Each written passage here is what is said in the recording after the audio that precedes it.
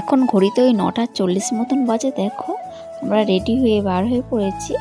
আজকে আছে আমার মেয়ের ভ্যাকসিন, 9 মাসের ভ্যাকসিনটাই মেয়েকে দিতে নিয়ে যাচ্ছি। ভ্যাকসিনের নাম শুনলেই জানো তো খুব ভয় করে, ভয় করলে তো আর হবেও না, ভ্যাকসিনটা তো দিতেই হবে। কিন্তু আমার সুস্থ বাচ্চাটা যে ভ্যাকসিন দিয়ে আসার ফলে যে কতটা অসুস্থ হয়ে পড়ে সেটা সব মায়েরাই জানে। তবে জানো তো প্রথমে যে ভ্যাকসিনটা দিয়েছিল আমার মেয়ের 1.5 মাসে, সেই ভ্যাকসিনটা তো ঠিকঠাক দিতে পারেনি, তাই আমার মেয়ের পায়ে এখনও দাগ হয়ে আছে, পায়ে ইনফেকশন হয়ে গিয়েছিল। তারপর থেকে আমরা এই জায়গাতে ভ্যাকসিন দিই।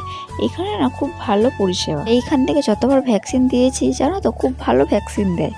ভ্যাকসিন দেওয়ার ফলে ব্যথা জ্বর আসবে এগুলো তো স্বাভাবিক ব্যাপার, কিন্তু এর কোনো সাইড এফেক্ট কোনোদিন আমার মেয়ের হয়নি। মানুষ তো ঠোকর খেয়েই শেখে, কি বলো?